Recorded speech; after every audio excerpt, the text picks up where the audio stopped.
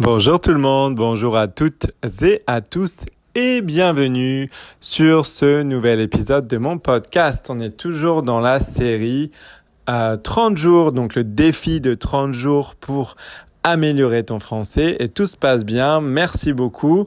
Vous êtes de plus en plus nombreux et nombreuses à m'écouter. Comme je le disais la dernière fois, vous êtes entre 500 et 1000 à m'écouter par épisode. Merci du fond du cœur.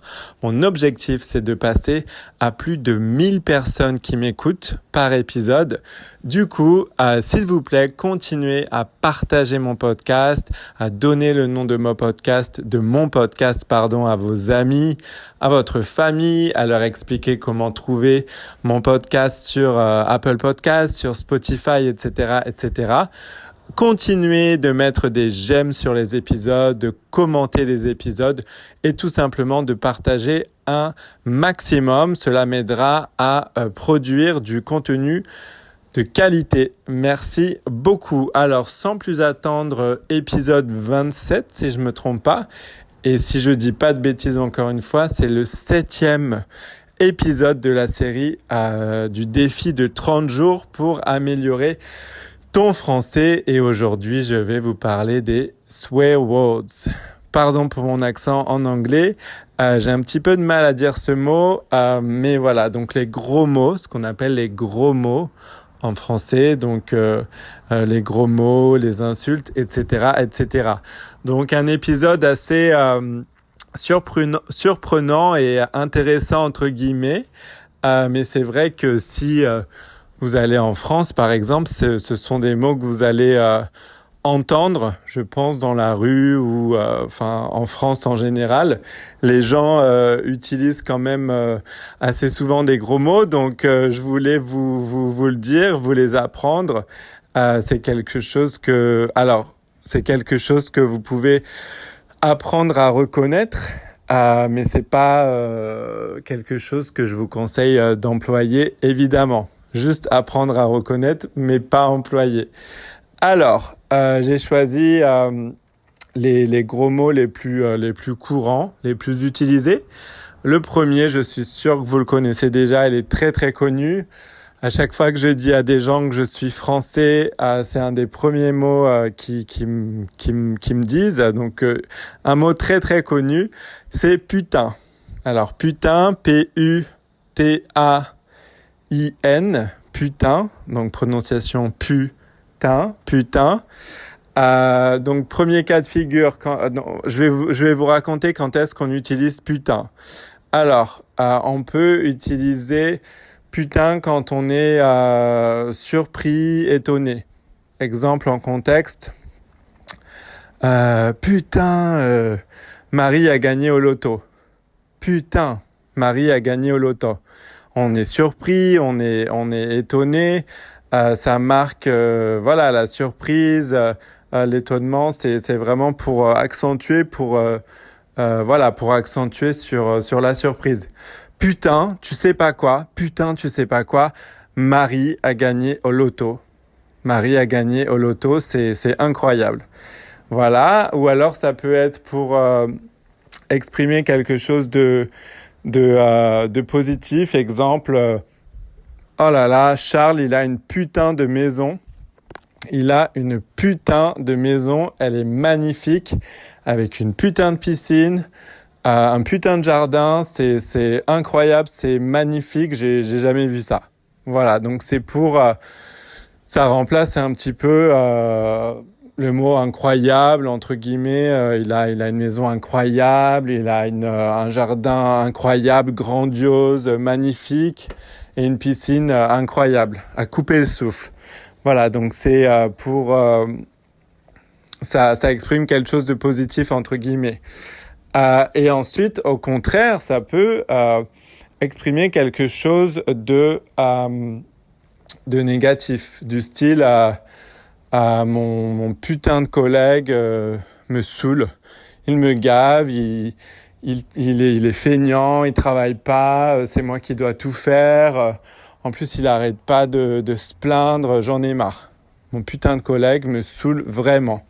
Voilà, donc là, on voit bien que c'est pas du tout quelque chose de de positif, c'est même une insulte. Voilà, c'est même une insulte, donc c'est très négatif. Voilà, donc le deuxième mot ou groupe de mots dont je voulais vous parler, c'est ça fait chier ou il est chiant, elle est chiante, etc., etc. Donc ça fait chier, c'est négatif. On dit ça fait chier quand, par exemple, on doit, je sais pas, quelqu'un m'annonce que je dois, pour une raison particulière, partir à 2 heures de route et revenir dans la même journée. Ça fait chier, j'ai pas du tout envie, ça me saoule, ça me gaffe, c'est très négatif. C'est pour montrer que j'ai pas envie, que c'est une corvée, que c'est voilà, ça me tombe dessus et c'est vraiment agaçant, c'est vraiment frustrant et ça m'énerve. Ça fait chier, voilà. Et ensuite, on peut dire c'est chiant. Par exemple, pour le même exemple, si je dis c'est chiant, j'ai pas du tout envie d'y aller, c'est une variante. Ça fait chier, c'est chiant. Ou on peut dire il est chiant ou elle est chiante à propos d'une personne.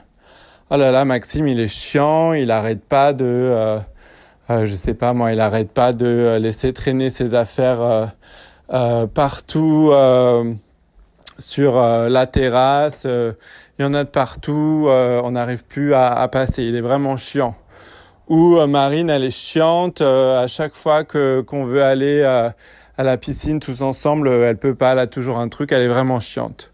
Voilà, donc chiant ou chiante, ce sera à propos d'une personne ou donc avec il ou elle ou c'est un petit peu l'autre variante de ça fait chier. Voilà, donc pour ce deuxième exemple. Ensuite, vous avez merde, donc merde, M-E-R-D-E, merde. Vous allez l'entendre, je pense, assez souvent en France, si vous allez en France. Donc là, c'est négatif encore une fois, donc c'est pour dire que c'est vraiment, par exemple, c'est une situation de merde. C'est une situation vraiment négative, c'est une situation vraiment mauvaise, agaçante, frustrante. C'est pas du tout une bonne nouvelle, c'est une mauvaise nouvelle. C'est une situation de merde où, regarde, il fait un temps de merde. Il fait un temps de merde, ça veut dire qu'il ne fait pas beau. Il pleut, il y a de l'orage, il fait gris, il y a des nuages, il fait vraiment un temps de merde. Voilà.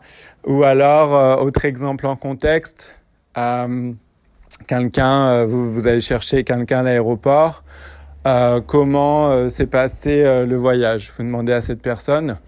Alors, comment s'est passé le voyage? Ah, c'était vraiment la merde. J'ai passé un voyage de merde. Il faisait hyper froid dans l'avion, la nourriture était mauvaise, on a eu du retard. L'escale a duré plus longtemps que prévu. Le personnel à bord était pas sympa. C'était vraiment la merde. J'ai passé un voyage de merde. Je te raconte pas. Voilà, donc c'est négatif. Ou ça peut exprimer aussi.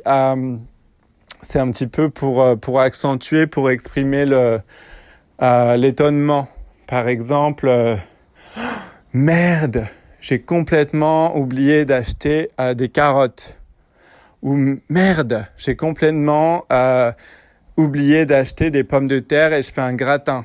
Donc ça va pas du tout. Il me manque un des ingrédients principaux. Merde, j'ai complètement oublié, j'ai complètement zappé. Merde, merde, merde. Voilà. Donc là, on exprime l'étonnement.